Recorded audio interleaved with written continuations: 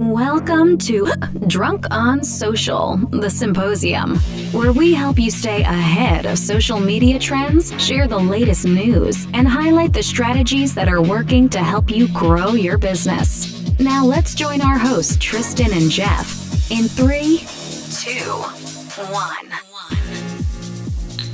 If you are not watching this, which you're probably not, you might have just heard 2 bottles clink, because I am sitting here at Schiller Productions in Carrollton, Georgia with my good friend Rett Harmon, down here visiting. Rett's with Century 21 doing some amazing things with social media in his real estate business we're going to share today. Welcome to episode number 21, where we are drinking on the Drunk on Social podcast, the Symposium. I think that's appropriate, but I'm not sure. This is the first time in 21 episodes that I've had an alcoholic beverages on Drunk on Social. It's appropriate. Cheers. My man, welcome to the show. Thanks for having me into your town. We are in the square of Carrollton, Georgia. Welcome to Carrollton again. Jeff, I'm glad to be here and excited about being on the show, man. It's good stuff. Shameless plug, 21, Century 21 sounds like a coincidence, but we'll just leave it at that. I think everyone should be paying attention. Rett takes every opportunity that he gets to plug his business, and that's very smart. Let me also say that you might notice there's the godfather of social media is not with us today because we're live, and he wouldn't get on his private jet and fly here. How dare you, Tristan? Tristan, next time, man, you got to come to Carrollton. Jeff's been here twice. You haven't been here yet. Well, Rett, okay, so the Drunk on Social podcast is all about the latest news on social media, what's going on in the social media world, the latest strategies, some ideas, and things that Tristan and I are finding out there, because this is what we live for. We have a passion. We've had 2 guests. You are a third one. First was Ed Stulak, then Lana. That was live. You're my second live one. Man, this is cool. This is fun. Absolutely, man. I'm glad to be here doing this, and man, just learning more. I love the podcast and all the stuff. You guys deliver content every time. I just hope I can live up to that today. I have no doubts. So if anybody doesn't know Rett Harmon, again, I've mentioned he's in Carrollton, Georgia with Century 21. As he plugged, he's been in the real estate business for how many years? 20 years, man. Just hit 20. 20 years. And you are tell us about yourself. Tell us about your business. Sure. So we have co-own a brokerage here in town. The place that we wanted to work didn't exist, so my business partner and I created a brokerage, and we do property management in a big way. Have a big team that does that. We manage between 500 and 600 doors here, mostly single-family residential. Some of them are apartments and a little bit of commercial. But then also we've got about 54 agents, I believe, right now that work with our brokerage, and I run a small sales team called Retro Group. So a lot of fun. And you all are thinking to yourself, okay, Jeff, what the hell does this have to do with social media? And if you're watching this, again, you may not be. You're going to have to go check this out on YouTube, because the setup is amazing. It's 10 times better than the normal setup. But we're both wearing these shirts that say random to real estate. And that is the tieback, I think, to social media especially. But I also want to say this. My business partner in my mortgage business is here with me, and he asked me last night, he said, so how did you meet Rett? And the answer was social media. Like, everybody knows this. I'm not telling you anything you don't already know. My business has exploded as a result of social media. That's why I'm so passionate about it. That's why I want to help you, the audience, do the same thing. Rett, we met as a result of social, which tells me that social has had a massive impact on your business. Tell us a little bit about that, and then let's get into what the heck random to real estate is. Absolutely. Well, here in Schiller Productions studio, James Paul, he's running around getting some extra footage of us right now. But we opened our brokerage in 2014, and we wanted to be known a little bit differently. We chose the name Novus, new and exceptional, and we wanted to basically try to become the community expert, and we're always trying to become the community expert. So maybe one day we'll get there, but the idea of trying is that we're always trying to push the envelope and do something a little bit better and different. We like to highlight local business, local community happenings, and show that off through video. Gives everyone else their little bit of fame from it. And basically, so why is it great to live and work here in Carrollton, Georgia, in the West Georgia area? So by doing that, we obviously incorporate video. We put it out on lots of different social media platforms, but allow us to go from a startup to grow a sizable brokerage for our small town, as well as really make some strong business connections, help out those that help us, and really just showcase and highlight why it's great to be here. So is that what Random to Real Estate is, or was that the first piece that then led to Random? That's the first piece of it. So that's more of about the brokers. Then it comes down to. Well, let me ask you some questions about Sure. that before you get on any further. So this is not anything new that probably many of you have not already heard, right? It's the digital mayor becoming local famous, right? And the reason why I love this and I want to point this out is Rett is in a very small town. So I've heard people tell me this before. I've sat on coaching calls and people have told me, well, I live in a rural area. I don't know how this is going to apply to me. And you are disproving that in a big way. It's called big fish in a small pond versus a tiny minnow in an ocean. That's huge. And not to say that it doesn't work both ways, because I've mentioned Kyle Whissel before. To me, Sure. He's kind of like the godfather of the digital mayor strategy in San Diego. Made a massive name for himself as a result. You know Kyle. Absolutely, great guy. Same thing as a result of social media, right? And so you are here in this small town. If you've never heard of Carrollton, Georgia, look it up. It's about an hour west of Atlanta, and it's rural, right on the border, basically, of Alabama. Right. And this strategy works here. What I was getting at is it's easier for a smaller market. I think it's harder in a larger market. I agree. Plus, there's going to be more competition. So you're like the anomaly here. People are going to look at you and be like, "What the hell is he doing?" They did for a long time. A lot of strange looks. Who does he think he is? And what going? It's like just roll with it. And I believe in the process and stuck with the plan, and that's what we did. And James and I get together every single month, and we have for the last 7 years. Is that right? 7 years. Wow. Yeah. A lot of videos, probably over 1,000 professionally produced videos. You brought up a great point. So you have James, who is your videographer. He's a content creator.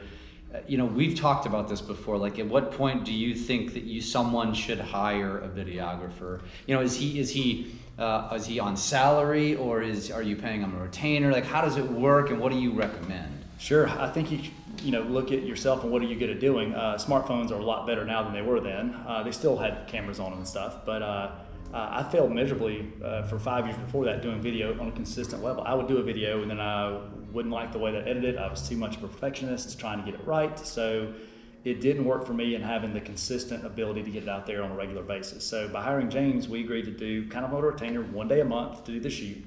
And he does the editing in between other shoots, and we have a month worth of content to put out during that, and he actually helps post some of that. So I'd say more like a partnership retainer that we do this once a month. And I don't want to leave out Andy, which is kind of our producer for this today and running some of the sound and all.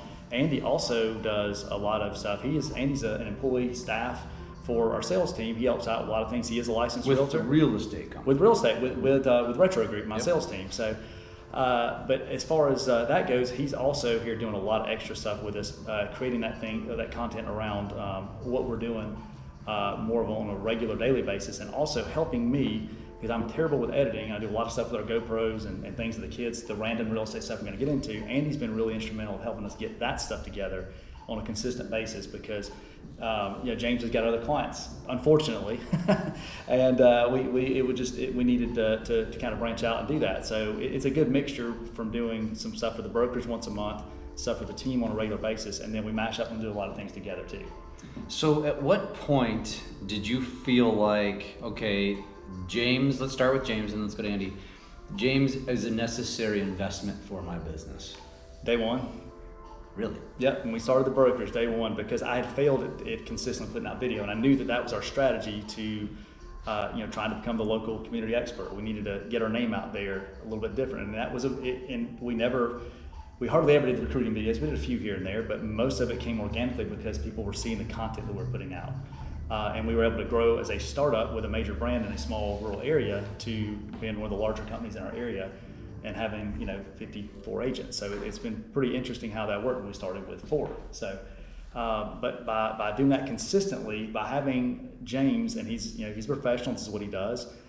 It was good for him because as he was growing his business, he had a client that he could rely on and know that, like, hey, he's got bills that come up monthly. I know for me, it's kind of like if I'm having to pay it monthly, I want to make sure that we actually do the work, and it's a good accountability measure for both of us. And we continue to grow with that, and we continue to do that because it worked. Yeah. Too often we forget and we quit doing the things that worked. And and then we also have to kind of reinvent as we go and add to and augment and do things a little bit differently. But that was it for us. That's powerful. That's a powerful statement. Day one, he invested in his business And I think a lot of people, they think to themselves, well, I've got to create the revenue first before I can afford the spin. And I think that's what holds a lot of people back in all industries. Yeah, and day one, what I'm saying is from we opened the brokerage in 2014. I've obviously been selling real estate longer than that, but that's when we decided to make that change and do it. When you decide you're going to implement it into there, you either got to find somebody that's going to do it for you or help you with it, or you got to make that commitment of time and carve that time out. I didn't have that time to carve out. I had to hire somebody to do it, and then I've had to figure out that as well. Love it. Okay, so then that was day one. Then at what point does Andy come into the picture? And he's full-time with the brokerage. He's full-time. He's full-time with, well, I've got a lot of different companies with the team. Gotcha. So I have the brokerage, and we have a staff, and I have a partnership on the brokerage with, and I have my sales team that's just kind of, my sales team, and I have staff that work just for that, a couple of assistants. They're working with us, Karen and Sarah, and then we have a few agents. Justin and Sunshine are working with us as well. But having Andy as a licensed person that is staff that didn't really do as much with video in the very beginning. It's like, do you know much about it? He knew a little bit. It's like, well, does it interest you? It's like, sure. So it's like, well, we're going to learn how to do YouTube together. And what I mean by that is he learned how to do YouTube, and I encouraged him along the way to allocate his time to working on some of that stuff. But I wanted him to be in a non-sales position when we hired him.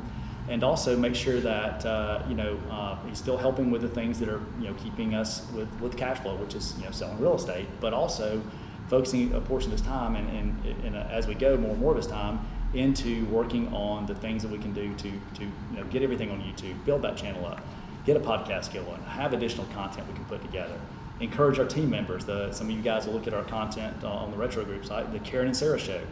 That kind of was a spinoff when we were out of town about doing a video. And they started trying like different fruits and stuff. So it's like Andy kind of helped them produce part of that. They said, hey, record this, and that turned into a whole series of its own. And so our staff kind of got involved. I've been saying, get involved with video, and they figured out a way to do it, and it's been a lot of fun. Nothing to do with real estate. That's the random part. So anyway, all kinds of good stuff that can come out if you just see what happens. I love it, man. I love it. Okay, so that has all led to where we are today, which is now we're in 2021, Mm-hmm. and you've now got a videographer who's on call once a month, essentially, Mm-hmm. is what that is, and then you've got a full-time guy that's doing this for you. Do you have any sort of metric that you want to hit when it comes to how much content you want to put out every single week or every single month or anything like that? Yes, called more. That's an interesting metric, and that's a metric that I would second. So is there no X amount? Our team has a lot of different talents, so there's different people, with inside the brokerage and inside of my sales team too that are putting out content, things like that, making posts, advertising things we're doing. But we have a certain amount that we are trying to hit. Anytime we have new listings, we have certain things that happen every time there's new listing, the coming soons, the ads we run with it, that we're shared and posted. We try to encourage doing other video content pieces several times per week, per month, but it's like anything, you get busy selling real estate and it's hard to stay consistent with all of that. So I would say that, do we have an exact matrix that we follow? The answer, I'd probably lie if I said we did, but we try to do more as we can. And sometimes you have to back up guys and we're busy, but we still can't forget about what we do that works. And that's the focus we try to always reel back in and do what we can. At the end of the day, if you do, the fact that we're doing something consistently, we're already so much further above whatever the bar was or is, Yep. Because most people don't do it consistently. Yep. So where do you focus? Where is your focus when it comes to social? We've always been pretty Facebook heavy as far as putting that out there, because that's where a lot of our clients live, I guess you'd say. Doing more and more with Instagram and TikTok, learning more and more about that, and then a lot of our videos we do put out or with YouTube. Haven't gotten, we were a little bit later to the YouTube game. If we'd gotten involved with that as we did with Facebook at the very beginning, we could have had a lot more dynamic page from that, but we didn't focus the energy there because we were doing Facebook and doing ads there, and it was working from that standpoint. So but it's never too late to get involved with it, and we're building that up and building an audience as we go. And but I will say the audience that we have built seems to be pretty engaged with what we have, so that's good. I love it.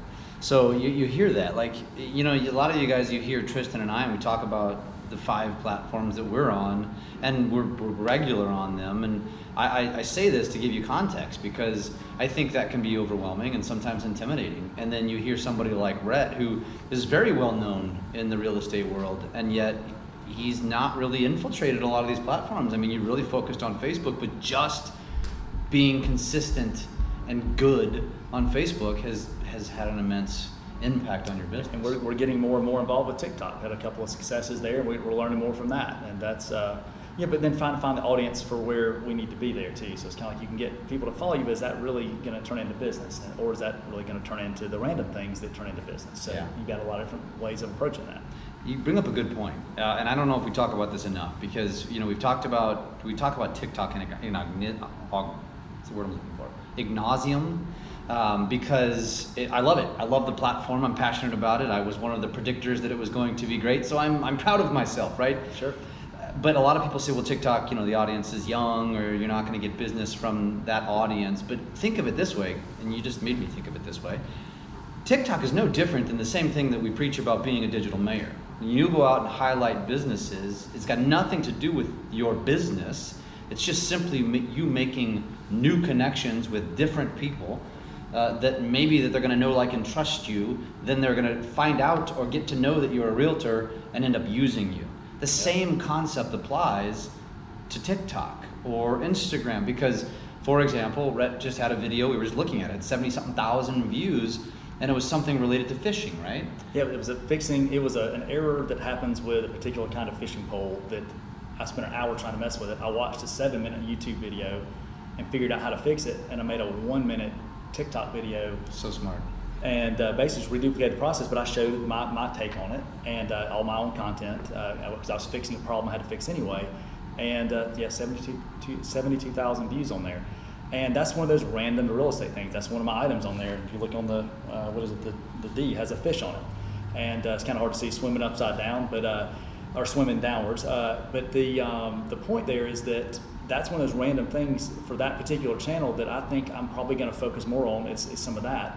I'll still put some real estate stuff in there, still put some other things. Now we have a page for Retro Group on there as well, and that will be a little bit different too and have some different things with it. But I think that it's okay if I found kind of what my hobbies are. I'm already dealing with this stuff, or I'm already going to be, doing that. I figured out, here's a problem I found, like here's a solution of fixing it. That is that's adding value to someone. Yeah. And even if that audience is more broad, even if it's further places, it's going to generate other followers back to our YouTube channel, back to Instagram, whatever it is. And eventually those random things will turn back into business opportunities or business connections. Correct. Yeah. They're now raving fans, and therefore they're going to have a need at some point for whatever it is you're potentially selling, and they're going to think of you first. That's the whole point, folks. I mean, don't overthink this stuff. That's what social media creates for you. It's the opportunity that creates. And what is your thoughts on that? Do you have to be the same person on every channel? Can you be different on different ones? I guess it depends. It depends. I just got off a coaching call that you sat in on, and we were talking about creating pillars of content. And so I think it's what's most important is just creating consistent content. And so creating consistent content becomes easier when you create the content built around the things that you're already doing in your life. So you have a fish because you do a lot of fishing. Mm-hmm. I'm into fitness and diet, so it's easy for me just to turn my camera. Like you said, I'm gonna be doing this anyway. I'm just gonna turn my camera on. Or for me, it's golfing. Or my family, right? It's just, I'm already living the life. I'm already doing it. I'm just gonna turn my camera on and then just share it with the world. And as a result, that's what ends up happening, because you're gonna get somebody, this is the correlation here. 70,000 views, probably picked up several hundred followers. You may not even know it. And those people now are going to stick with you. Some of those people are probably in your market, because this is all geographical. That's how these apps work. And some of these people are going to end up seeing your other content down the road that's going to end up leading them back to them understanding what you do, which will then again bring them to you, because they're going to either look at you as a celebrity, they're going to look at you as the authority, they're going to look at you as somebody they know, like, and trust, all of the above, right? Going back to your question, I guess I kind of answered it in a big circle. No, I don't think it matters necessarily. It's up to you, though. I think it's up to each individual person. So for me, I have different strategies on each platform. So different strategies or topics, whatever. I think it's okay to do that because they're all platforms are a little bit different. But when you take the time, and if you're going to focus and be consistent on it, that's the money right there. I think just being consistent on what's there and go down a path with it and see how it works for you. You may end up changing some of your content strategies on other platforms potentially if it works for you. Yeah. Well, you know what? You bring up a good point. And I've mentioned this on this podcast before. It's my Lake of the Ozarks content. That wasn't a pillar of content. It's become one. Because I'm like, why? I have over 1 million views on 2 videos on one weekend, a couple weekends ago. Why wouldn't I keep giving the people what they want? Right. So that's stupid. So I made it a pillar, essentially. So I call it, what is your random? So if you look at the whole thing, random to real estate, each letter, consider the letter hollow for yourself, or just the outline of it. What are the things that you could put inside those letters that are your random things? And they can change, but you got family, real estate, what are the crazy suits? What's the first one? Okay, that's the crazy suits is a tie, and then you get the family here. You got real estate in this, fishing. Got a microphone. I like to do a little speaking. We're on a mic right now, maybe a little bit of karaoke every now and then. And then inside the M is a film strip. I like to do video, and so focus there. So all that kind of ties together. That is my random. Those are my pillars of content. You know what's funny? What? My 2.5-year-old daughter looks at this shirt and says, "Daddy, golf ball." She says the microphone looks like and I was like, wow, that's impressive. I like it. Sounds like that's your golf ball needs to go there. You know what? I love it. So a lot of you aren't watching this. Where can they go see Random to Real Estate? Best place is YouTube right now. Go to YouTube, Random to Real Estate, TO, Random to Real Estate, or our podcast, Random to Real Estate. I think it's radio. So yeah, you can go either place. You can find it on any platform for podcasts. But yeah, definitely YouTube's where a lot of that is, and that's where we have a lot of this random content. We try to tie that all back in, because how those random things tie back into me selling real estate. Well, part of it's because I meet people from fishing, and then we talk about real estate, and then they have a parent or relative or coworker that needs to sell something or buy something or whatever. Then there's a referral made there. Even if it's not in my market, it might be in your market. Well, then I can, hey Jeff, who's the person for St. Louis? This is a great realtor there. All right, this person's looking to buy or sell there. I can make that referral happen. So that's how that stuff works back and forth. Oh, by the way, they might need a mortgage. Give them, get a mortgage there. So we're all intertwined. The world's a lot smaller now than it's ever been. So just it's okay to do what you do, but have fun and bring the value from the things that are the commonalities. We all. It doesn't matter what your background is, what your beliefs are from most things, but there could be a certain hobby or sport or interest that kind of brings everyone together in a different kind of united way. And I think that's a really good thing. I always kind of say, find your people, find your tribe. You'll find the people that you want to work with. When I wear those silly suits and stuff, I attract a lot of people through conversation. If someone's really doesn't get into all that, they're probably not going to come talk to me. We may not end up working together. We might, but at the same time, it's okay. There's enough business for everyone to have something to do. But we can attract people that we want to work with by focusing our time and efforts on the things that we already like. It's easy. It's the low-lying fruit. It's interesting, and you just brought something up that I have not mentioned. So if you don't know who Rett is, or if you've maybe seen him before, you've probably seen him in one of those suits. So you wear this brand called Shinesty. Right. Another plug here. I hope we're going to get some ad dollars. I do have a little bit of a discount code. If you're interested, you get a discount on it, which is good. There you go. That's great. I did buy one as a result of Rett, but that's another point that I'm gonna tie back here to social media and really the brand that you build, and that is you found something that was very defining and unique. Everybody knows me for T-shirts and hats. I think, what do you, I don't know how you're going to answer this. I know what your take on it is, and that is, what is your opinion of defining your brand as it relates back to your content and social media, where people are seeing you? I think it's important. Your brand can be a few different things, but you've got to kind of stay consistent and true to what you're doing. If you enjoy it, you like it, or if it works, you do what works. Yeah. Right? Sometimes we're really good at certain things. I'm a really strong listing agent. I'm really good at helping sellers figure out what they need to do to sell. I'm really good at negotiating the contracts with it. My favorite thing to do is work with buyers, but my schedule doesn't allow me to do that as much with all the different hats and responsibilities. So I found that I work really well with the listings, so I focus my energy when I'm doing work on that. All right, when it comes down to doing networking, I'm really good at networking, but I realize that if I can wear my fun suits, or there's a theme with it, and we also tied it back into our theme quarterly marketing that we do with postcards and whatnot, it brings the team back together. We kind of come up with a theme each time. Then I can use these for other events. But if people want to see that and that's kind of what they expect, what's wrong with giving them what they expect? It's opened up a lot of opportunities and doors through conversations because people came to talk to me that I might not have been able to talk to them if I stood in line waiting. Yeah, I love it. So what would you say? Because here's what I would think. And first of all, let me just say that I love the suit idea. I'm jealous that I didn't create it. But let me also say that I bet you that there's a lot of straight and narrow type of professionals that say, what a douchebag, or, you know, like you're an idiot. And secretly, they're probably just envious, right? But what do you say to the people who say, you know, that's what holds me back. So I'm going to blend in because I don't want to be called the names. I don't want to be called out. I don't want to be called, you know, an idiot or a douchebag, whatever you want to say. It's easy to blend in. It is easy to blend in. And it's easy to get lost in the crowd. Stand out, be yourself, have fun with it. If nothing else, the best part about the whole suit thing is I don't have to see it. Everybody else has to look at it, so the joke's really on them. I'm walking around, James is laughing back there. He knows, he's got one or two of those suits. He's come with me doing some video and at conferences. Said, James, I got you something. Showed up, had him a suit his size, ready to go. He's like, man, this is the most exhausting thing I've ever done in my life. All these people come up talking to me and doing this, but they loved it, and it was engaging conversation. But it's so funny, but then like you'll be at the event and then like, let's go get some food, and we go to get food. I'm like, why the hell are these people staring at us? And you look down and oh. That's why. Yeah. But it's fun. So like you realize. How many times have you been called a clown?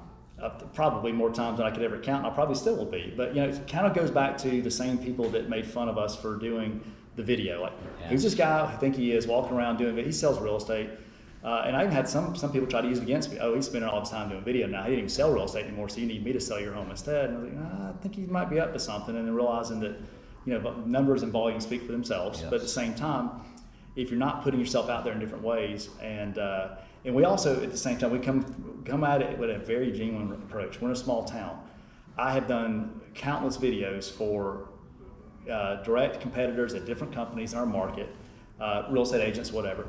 Their spouses, their families, their whatever. But you know why? Because whatever it is their business is, they do a good job at it. And I want to highlight why is it great to live and work in our area. And even if it's, you know, promoting something that there's no way possible that person's ever going to send me any business, it's not what it's about. It's a pay it forward approach. It's the people that they're going to share that and send it, and we're all connected. And you know, my goal is not to be everyone's number one agent, but I want to be everyone's number two. And you're not going to be. You're not going to be something for everyone. You're not. But if they know who you are, and they know you sell real estate, and they know that you're whatever it is, insert mortgage, whatever it is you do, it makes sense for them to know what you do and who you are, and they can choose to use you or not. You know, it's a fine balance between all that stuff, but it's worth to blend into the crowd that we were talking about earlier, and people forget about who you are, and that's where coming back to the whole suit thing. A spinoff from that crazy suit idea was probably one of the best marketing things that I've ever done. It's with our team that we send out quarterly postcards. We've been doing this for 2.5 years now.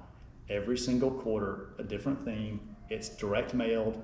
It's 5 seconds of fun before it goes into the garbage or whatever, but a lot of people hang them up and we send them to local restaurants. I think I'm up to printing 3,000 cards every quarter. And this is a big expense. I mean, we're talking about buying these, you know, suits or dresses or whatever for the team, whatever the theme is. You know, having a photo shoot with a professional photographer, doing the video that goes along with it. And then having content built around that to kind of do little teasers. A lot of times we'll do a giveaway. We did a hamdemic instead of a pandemic this past year. But it was a good contest for social media to help build this mailing list for more people that we knew. Also, we gave away, I think, about 20 or so honey baked hams right at Thanksgiving. Say, if you don't need it, you can give it to a family that does need it. Mm-hmm. Huge success. Very, very expensive campaign to do, but it came from a genuine place, and it worked out. And it works. So by doing consistent things like that, you're able to have a lot of fun with it, come up with something unique and different. And there's some people that just like to look at what we're doing and say, what are they going to do next? They make fun of it. Yeah. And I like that too, because that is engagement. Yeah. If they're not making fun, I mean, you're probably not doing something of notice, right? Right. I love that. All right. So if people want to get a hold of you, how can they find you? Already mentioned the Random Real Estate, mention it again, but how can they get a hold of you if they have some questions for you? And while you're saying that, James, I want you to come over here because I'm going to ask you a couple of questions. when Rett's done here? Absolutely. So you can get a hold of me at Rett Harmon. That's RETTHARMON. I'm pretty much on every platform: TikTok, Instagram, Facebook. Everywhere there. You can look at Retro Group or C21 Retro Group, RETTRO. You can find those platforms on Facebook, Instagram. That's my sales team. C21 Novus is the brokerage. A lot of videos there on Facebook you can see, but really YouTube is going to have a lot of really good examples about what we have. And I tell you, look, there are very few real original ideas. I'm totally cool with you already rip off and duplicate. I challenge you, make it better. Make it better for your market. Do your own take on it, and I think that would be great. Tag me in it. I'll give you a comment. And I think if by doing things like that, we're always challenging each other to get better, raise the bar, and do things that work.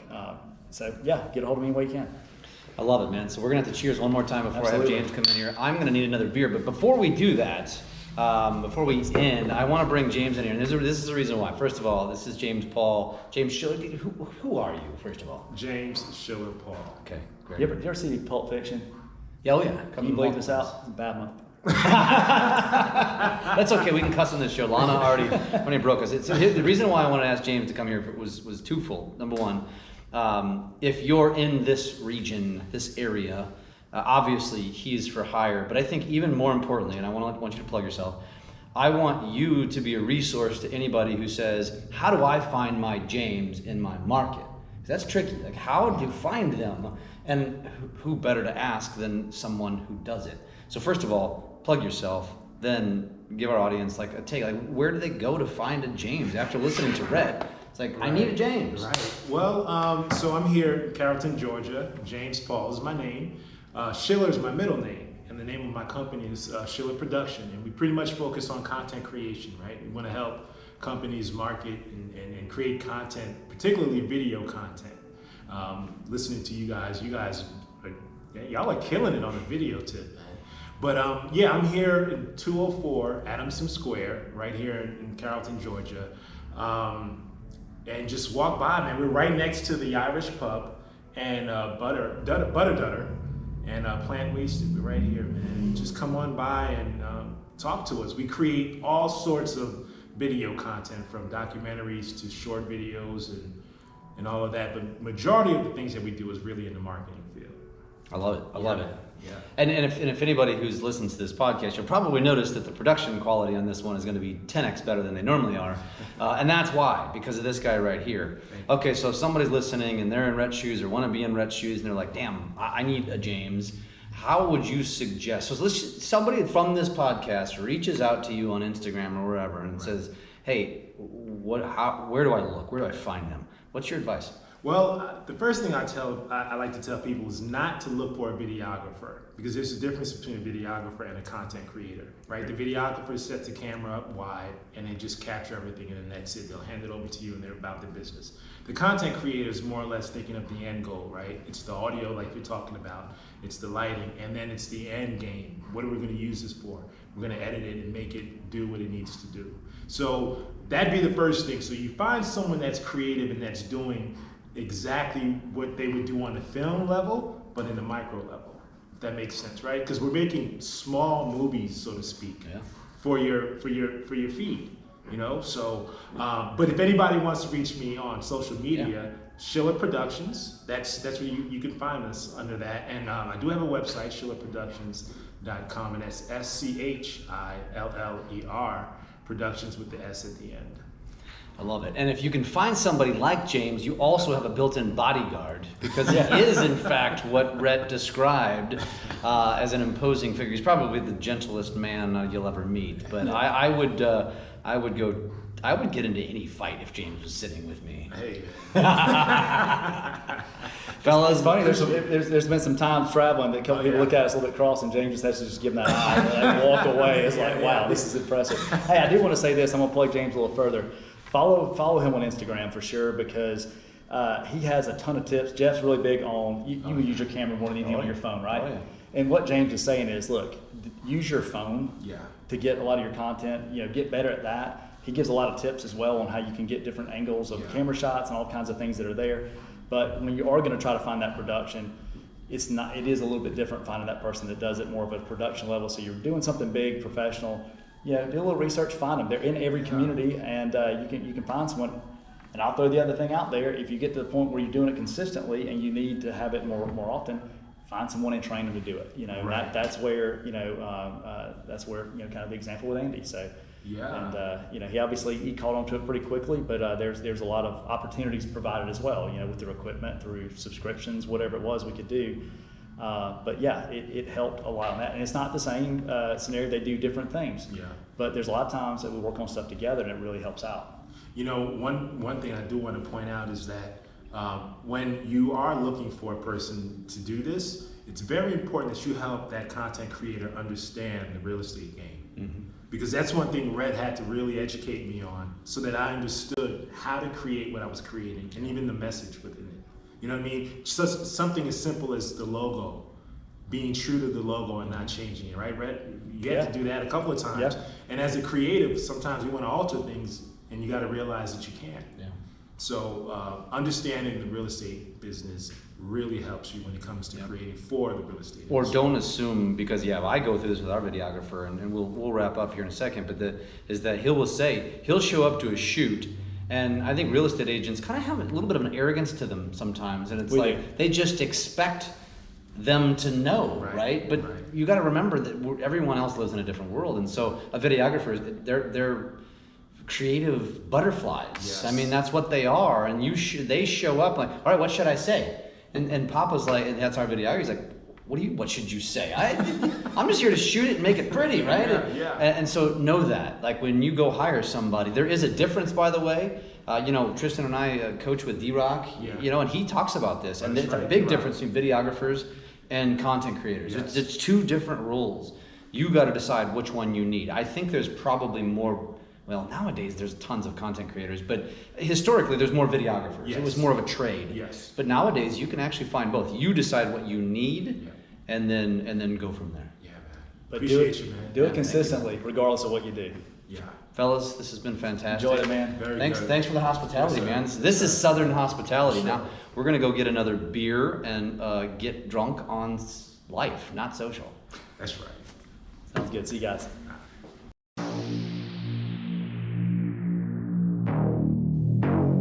Thanks for listening to Drunk on Social, the Symposium. We are here to help you take your business to new levels through social media.